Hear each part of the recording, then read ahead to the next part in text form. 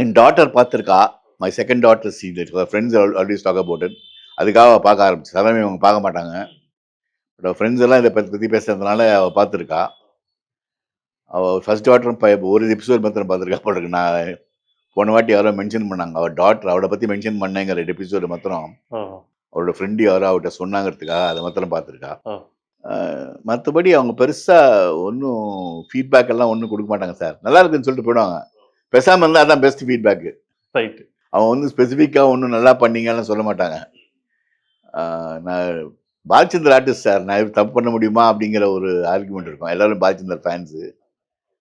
சிவாஜியோட பரம்பரையில் ஒருத்தவன். நீங்க பெரிய சிவாஜி சார் ஃபேன்? நான் பைத்தியம் சார். சிவாஜி ஃபேனுங்கிறது சாதாரண வார்த்தை. நான் ஒரு டிவோட்டி. Super sir, super. அவர் மீறி தமிழ் சினிமா இல்லைன்னு நினைக்கிறவன் நான். அந்த லெவலுக்கான ஒரு ஆமாம், நான் வந்து சிவாஜி கணேசனை வந்து சாமியா நினைக்கிறேன் சார்.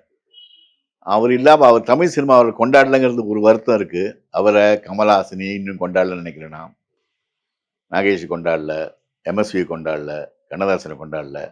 இப்போ பேசுகிறாங்க எல்லாம் சரி. செத்து போனப்பறம் பேசி பிரயோஜனம் இல்லை. இருக்கும்போது கொண்டாடணும் சார். இருக்கும்போது யாரையும் கொண்டாடல. சிவாஜி சாரை கொண்டாடவே இல்லை. இப்போ பேசுகிறாங்க எல்லாரும் சிவாஜி பற்றி. அப்படி இருக்கும்போது கொண்டாடல சார் அவரை. அவர் பண்ண சாதனைலாம் இனிமேல் எந்த சினிமாலையும் பண்ண முடியாது சார். இப்போ ஏஐ வந்த காலம் வந்தாச்சு. இப்போ ஆர்டிஸ்டே தேவையில்லைங்கிற மாதிரி ஆயிடுச்சு. ஆர்டிஃபிஷியல் இன்டெலிஜென்ஸ் வந்தப்புறம் நோ ஆர்டிஸ்ட் ஆர் நெசசரி. நீங்கள் வந்து பழைய ஆர்டிஸ்ட் எல்லாம் கொண்டு வரலாம்.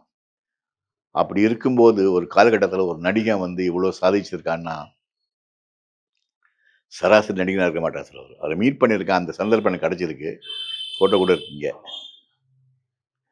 அவர் அந்த அந்த பாக்கியம் எனக்கு கிடைச்சிது. கூட நடிக்க எனக்கு சந்தர்ப்பம் கிடைக்கல. அந்த பாக்கியம் கிடைக்கல. அவர் கூட பார்த்துருக்கேன். அவர்கிட்ட பேசியிருக்கேங்கிறது சந்தோஷம் எனக்கு இருக்கு. பிரபு சார்லாம் எனக்கு ரொம்ப நல்லா தெரியும். ஃபேமிலியும் நல்லா தெரியும். இருந்தாலும் ஒரு சிவாஜி கணேசன் கூட நடிக்கலைங்கிற குறை இன்னும் இருந்துகிட்டே இருக்கு. அது இன்னும் அது மட்டும் ஃபுல்ஃபில் ஆயிருக்கலாம். எஸ்.